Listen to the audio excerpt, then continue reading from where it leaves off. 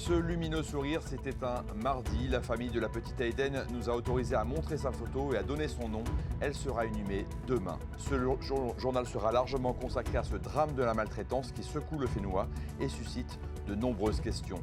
Nous rejoindrons Laurence Françoise à la veillée pour tenter de comprendre ce terrible fait divers. Et nous en parlerons également avec la vice-présidente et ministre des Solidarités, Minali Galnon. Elle est notre invitée ce soir.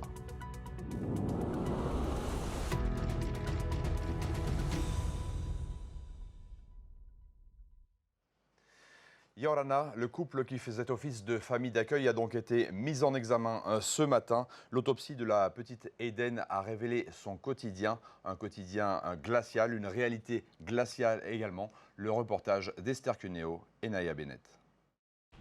De nombreux hématomes et un état de maigreur avancé. Nous avons pu nous procurer les premiers éléments de l'autopsie. Ils confirment l'enfer vécu par la petite victime de 7 ans dans ce quartier de Taunoa, au cours des dernières semaines de sa vie. Pour autant, l'analyse du corps n'a pas encore permis de déterminer avec certitude la cause exacte du décès. Ce que je peux vous dire, c'est que les premières investigations, les déclarations, l'autopsie de la fillette, les constatations faites sur place ou sur les personnes m'ont permis de conclure que le juge d'instruction pouvait être saisi pour des faits de violence habituelle ayant entraîné la mort de la fillette de 7 ans, et également pour des faits de privation de soins ayant entraîné la mort. Des privations de soins qui ne concernent pas que la fillette. La procureure retient également des violences et des négligences à l'encontre de son frère et de sa sœur. J'ai fait le choix également de retenir des faits de violence habituels sur les 2 autres enfants, puisque c'est une fratrie, les 2 autres enfants de 8 et 5 ans qui étaient présents également au domicile. Et enfin, des privations de soins concernant également le garçon, l'aîné de la famille. Selon la procureure, rien n'indique que le couple mis en cause ait voulu tuer la fillette. Le chef d'inculpation de meurtre n'a donc pas été retenu. On ne peut pas dire que la fillette a été volontairement tuée. L'infraction qui est visée, c'est une infraction de violence habituelle ayant entraîné la mort et, je le disais, de privation de soins. Parmi les zones d'ombre, aujourd'hui, je ne peux pas vous dire avec certitude, et les médecins ne peuvent pas dire, quelle est la cause exacte de la mort. Les 2 autres enfants ont été immédiatement retirés du foyer. Ils sont désormais placés sous la protection de la DSFE. Quant au couple, il a été mis en examen et placé en détention provisoire, conformément aux réquisitions du parquet. Les 2 mises en cause encourent jusqu'à 30 ans de réclusion criminelle. L'enquête continue, mais c'est aussi le temps du recueillement. Nous rejoignons à la veillée Laurence Françoise. Bonsoir Laurence, vous êtes avec la famille biologique. Elle est dévastée, mais se pose aussi beaucoup de questions. Yorana, Mike, c'est surtout l'émotion qui domine ce soir, ici à l'église adventiste de Tipperary. C'est une fille, une petite fille, une nièce, une cousine, une sœur qu'on regrette et dont on se souvient. Le corps de la petite Aiden a été installé ici un peu avant 16 heures. On vient avec des fleurs, on se console, on arrive à pied, en scooter et même en bus. C'était le cas par exemple pour le voisinage du quartier de Taunoa. Les proches ont accepté ce soir de témoigner sur TNTV. D'abord celle qui a élevé Aiden avant son placement en famille d'accueil. Elle connaissait la famille d'accueil. Elena est avec nous ce soir. Yorana. On imagine que c'est le choc pour vous, Elena. Oui. C'est le choc pour nous tous.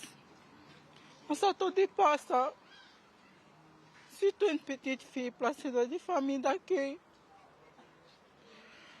Je ne m'attendais pas à ça. Je l'ai vu évoluer, je l'ai pris, elle avait que quelques mois. Pleine de vie, bonne santé. J'ai pris soin d'elle comme ma propre fille. Aujourd'hui, je ne sais pas ce qu'on l'a fait. Vous connaissiez cette famille d'accueil? Oui, j'étais proche, très proche d'eux-mêmes. On était dans la même classe que sa fille, j'allais chez eux, je faisais tout là-bas, je mangeais, je dormais. Ils m'ont bien accueilli. Quand j'ai su que c'était la famille, je disais, c'est de bonnes personnes et tout, ils vont bien prendre soin de mes enfants.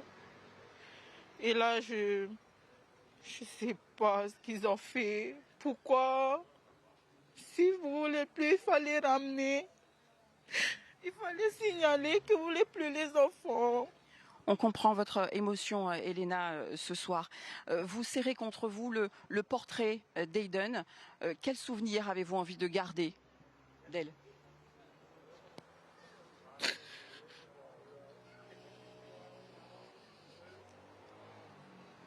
Le souvenir d'une petite fille joyeuse, parce que c'est un petit peu ça, hein, le message ce soir. Oui.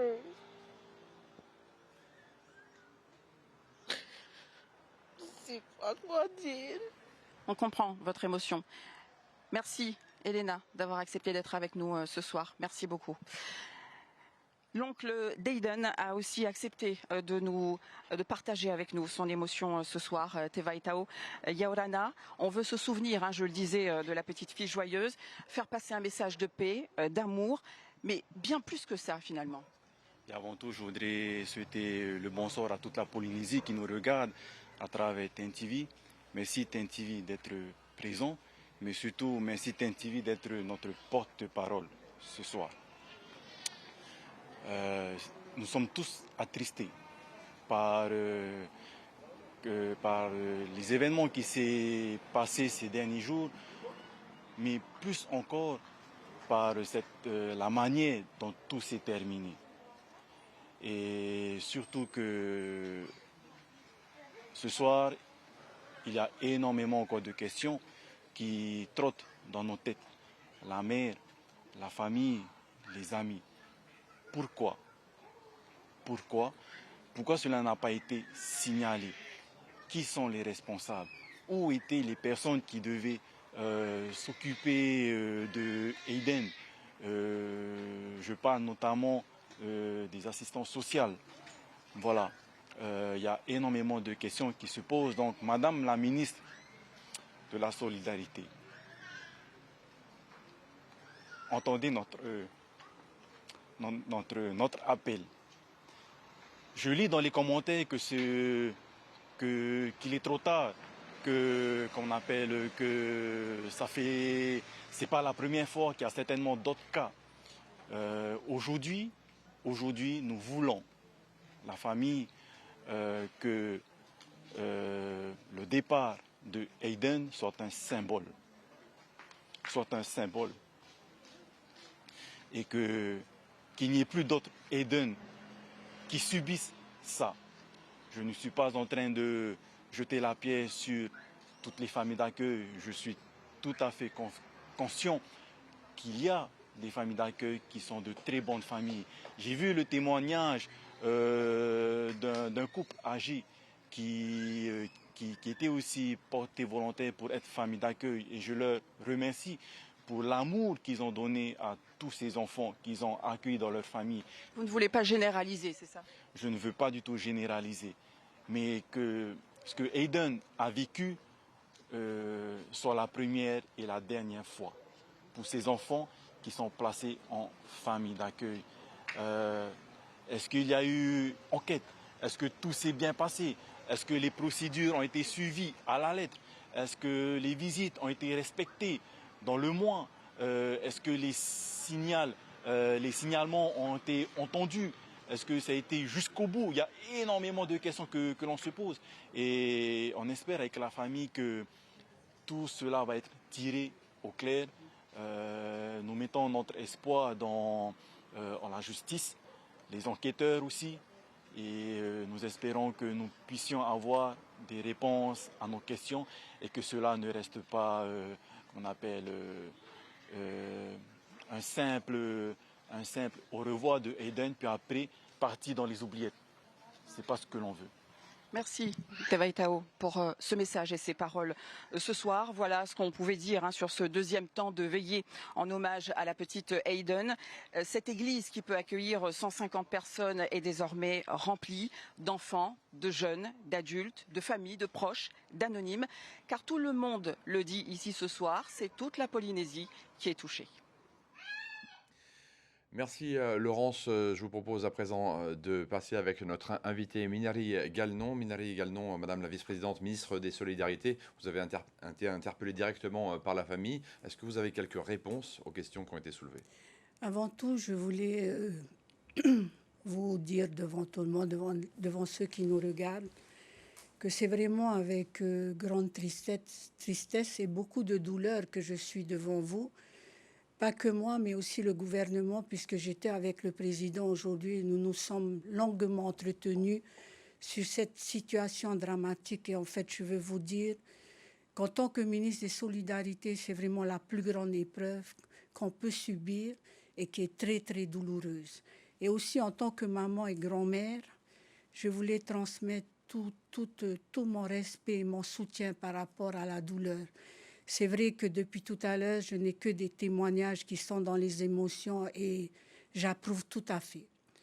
Mais comment est-ce qu'on explique ce qui semble être un aveuglement collectif? Alors, expliquer ce soir, c'est très difficile. Ce que je veux simplement dire, c'est qu'il y a une enquête aussi qui est menée au niveau de mes services pour vraiment bien déterminer. Ce que je peux répondre, en premier lieu, c'est que toutes les procédures ont été suivies régulièrement. Maintenant, il peut y avoir des défaillances à certains points parce que, comme vous le savez, nous ne sommes pas seuls, nous sommes plusieurs partenaires. Mais ce que je retiens, c'est que nous devons dorénavant travailler ensemble, apprendre à travailler ensemble parce que cet événement devient un événement sociétal grave parce que c'est toute la Polynésie, c'est tout Maui-Nui qui est vraiment dans la douleur. Et c'est vrai que ça ne peut pas rester sans être résolu et apporter des solutions. Alors, il y a 2526 mineurs qui sont signalés au FENUA. Il y a 882 mineurs qui sont placés.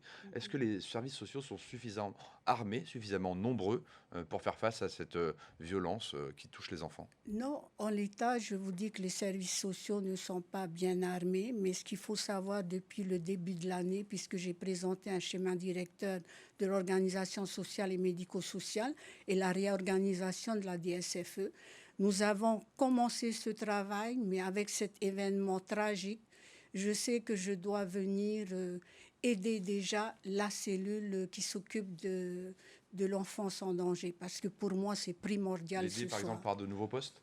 Voilà, ce soir, par exemple, je peux vous dire que dès la semaine prochaine, nous ouvrons 20 postes, puisque nous voulons avoir des assistants sociaux qui viendront aider les travailleurs sociaux qui sont déjà en poste. On a déjà des gens qualifiés qui sont capables d'exercer cette fonction? Oui, nous avons des étudiants, voire des titulaires de BTS, beaucoup de CV. Ce qu'il faut savoir, c'est qu'on nous demande beaucoup de diplômes pour être travailleur social. Donc, il y a beaucoup d'années d'études. Là, nous avons déjà des étudiants qui ont fait 3 années d'études qui peuvent venir aider ceux qui sont déjà en place. Parce que je tiens à rappeler que je n'ai que 40 travailleurs sociaux qui suivent vraiment les enfants en danger et que, pour comparaison, en métropole, ils sont 30. Ils ont 30 dossiers et chez nous, on est à plus d'une centaine de dossiers par travailleur social et je suis consciente du problème. Merci à Minelli Gallon pour ses premières réponses. On se retrouve un petit peu plus tard dans cette édition. La petite Aiden était scolarisée à Teimoana. Dans cette école primaire, l'émotion des parents d'élèves reste vive 2 jours après le drame. Herehao Teariki et Désiré Teyevao ont recueilli leurs réactions. Ça choque. Aucun parent peut faire ça sur les enfants, quoi. Et voilà, déjà là, je tremble quand je parle. Et à 7 ans, c'est petit, quoi. Ça fait mal. On n'en revient pas. On dort pas la nuit. On n'a que ça dans la tête. Mais quand on passe pas devant la maison, c'est comme s'il y en était. Mais on n'a pas pensé que ça allait arriver, ce drame-là. On ne savait pas. C'est la première fois que ça arrive comme ça dans notre quartier. Hein. Ma fille connaît cette fille-là. Hein. C'est une grande copine. Bon, j'ai mal. Hein. Si c'était ma fille, ça, hein, on ne fait pas du mal sur les enfants comme ça. Hein. Si elle avait fait ça, il faut pas aller voir un affaire sociale. Hein. Mais bon, c'est ça ne me regarde pas. Hein. Mais c'est pas gentil, hein. C'est pas gentil les parents comme ça. Hein. Déjà, le fait qu'elle ne soit plus partie à l'école depuis mars, ça aurait dû mettre la puce à l'oreille. Hein. Et déjà alerter les services sociaux. Si l'école sait que c'est une enfant qui a été placée, pourquoi pas déjà les prévenir de ce qui se passait? Un mois, hein, elle n'est pas venue à l'école. Non, tous les tatis doivent s'inquiéter. Pourquoi pas aller voir sur place, hein? pour voir. On aurait pu l'aider à ce moment-là. Dès que j'entends famille d'accueil, tu sais, on ne sait pas ce qui va se passer. On ne sait pas si les familles sont bien ou non pour les enfants qui sont placés en famille d'accueil.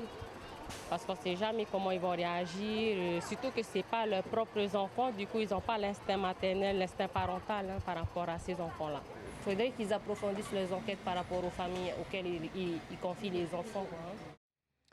L'école était en lien étroit avec la famille. Comment ces mauvais traitements ont-ils pu lui échapper? Le ministre de l'Éducation reste prudent le temps de l'enquête. Il répond à Yann Roy et Liora Bonic.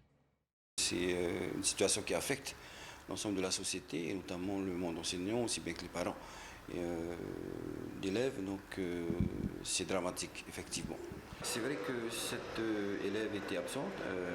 La direction de l'école sait comment est-ce qu'il faut réagir dans ces situations-là.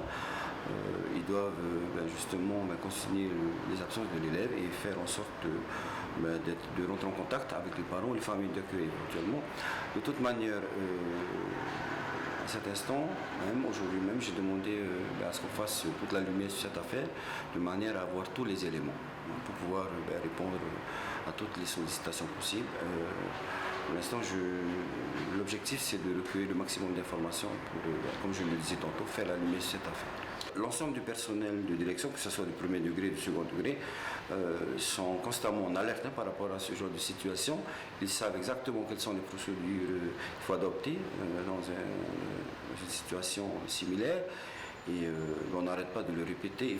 Mais il faut savoir aussi que certaines situations peuvent échapper. Il y a des signes qui ne sont pas forcément visibles physiquement. Donc c'est la raison pour laquelle j'ai demandé à ce qu'on fasse toute la lumière sur cette affaire.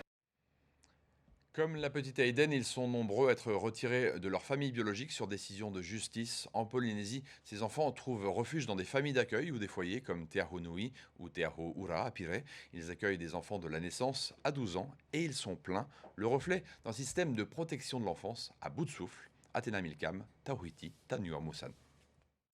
C'est un havre de paix pour des enfants blessés par la vie. À Piré, les foyers Te Aho Nui et Te Aho Ura accueillent des mineurs victimes ou témoins de violences, parfois dès la naissance. Mais ici, la capacité d'accueil est déjà dépassée. Les enfants arrivent et restent parfois plusieurs années.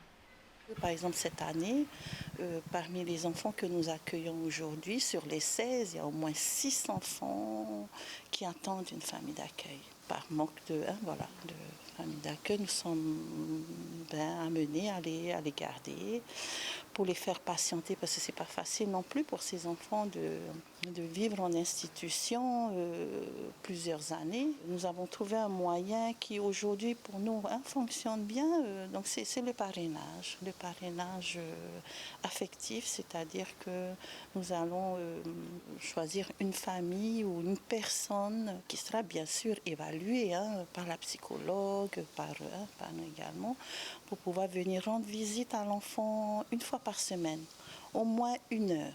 Les familles d'accueil agréées sont rares. Autre alternative, les accueillants familiaux ou les tiers dignes de confiance. Des dispositifs moins encadrés, parfois précaires. Et derrière chaque dossier, une détresse. Des parents débordés, des repères perdus, des consommations de drogue qui explosent. Et un système débordé où chaque acteur agit seul. Bon, là, on va parler aujourd'hui de négligence institutionnelle, on va parler de la chaîne de la protection de l'enfance qui montre un peu, on va dire, ses fragilités. Mais je pense qu'au final, de toute manière, là où c'est compliqué, c'est que petit à petit, on perd un peu le rôle d'alerte et de veille qu'on est censé avoir, nous, en tant que professionnels qui travaillons dans le social, dans la santé, ou du moins avec l'humain. En l'occurrence, pour reprendre un peu ce qui s'est passé un peu avec cette fillette-là, l'école, du coup, observe les absences. Le médecin, lui, il va constater les blessures. La DSFE, donc le service social et ses équipes, ou alors les foyers de placement et leurs équipes également, eux, vont noter tout ce qui va être changement de comportement ou comportement inquiétant. Mais en même temps, si tous ces signaux d'alerte-là ne sont pas mis en réseau, entre les différentes structures, entre les différentes institutions, c'est l'enfant du coup qui tombe un peu entre les mailles, on va dire, de ces négligences-là et de ces manquements, etc. Des alertes ignorées, des foyers saturés, des familles en crise, la chaîne de la protection de l'enfance montre ses failles. Minal Gagnon, vous entendez cette psychologue qui nous dit il y a eu des constats, il y a eu des signalements même, et finalement il y a un problème de maillage, il y a un problème de connexion entre ces différents services. Qu'est-ce que vous répondez et qu'est-ce que vous pouvez faire? Je suis tout à fait d'accord quand on parle de peut-être de manque de communication entre tous les réseaux. D'ailleurs, je m'applique justement à mettre tout ça en coordination. Rien que les établissements sociaux que nous gérons, dans ces foyers, qui ont besoin donc d'être revalorisés. C'est ce que nous faisons depuis le début de l'année, c'est de les rencontrer et de voir les problèmes et surtout de les former, parce que c'est un problème aussi de formation. On parlait aussi du manque des accueillants familiaux, comme je dis.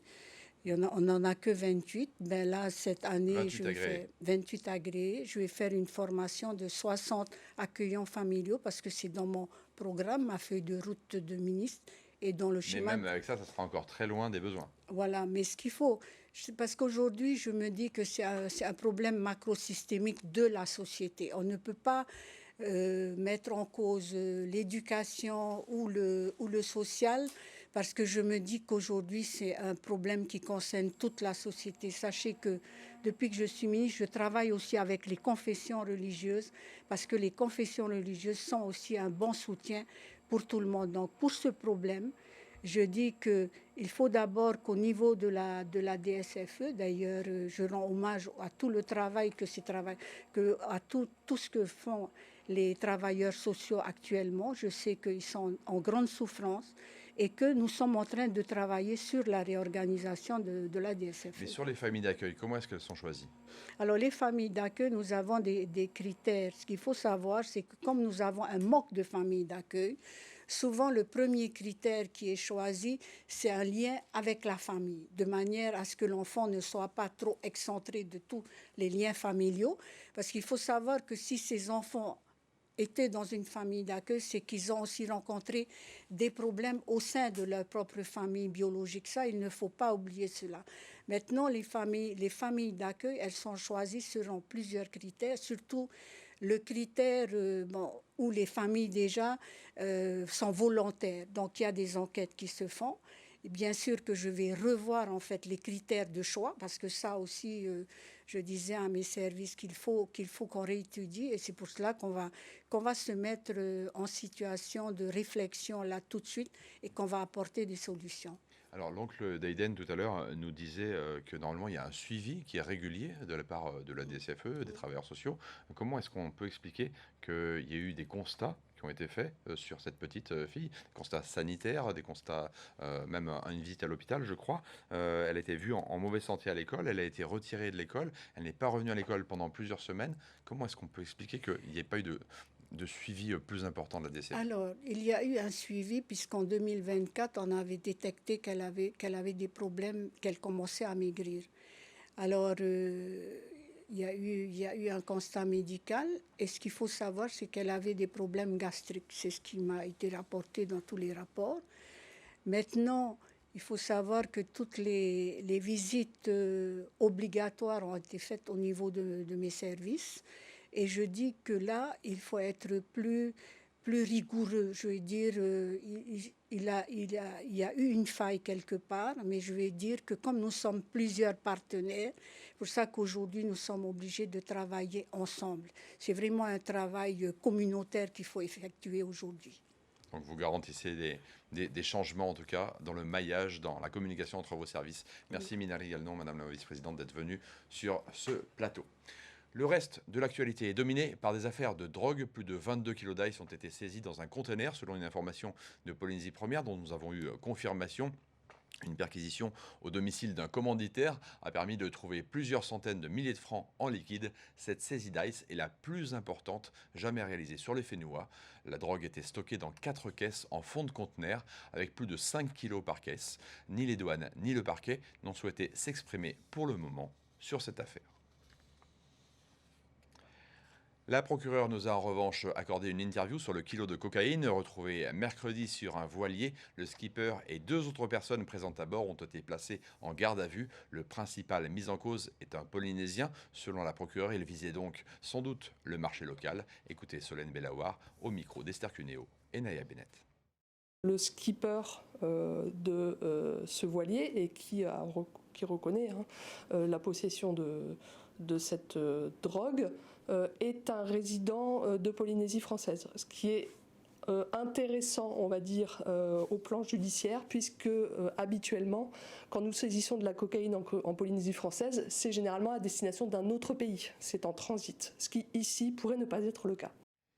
Après un journal aussi sombre, vous aurez sans doute besoin d'évasion ce soir. Partez dans les îles avec Tarata Toumou, suivi de l'émission Débrief et de votre divertissement, Mask Singer. Bonne soirée, sans violence et sans drogue. Yoran. Retrouvez ce journal en replay sur notre site internet et notre application mobile TNTV.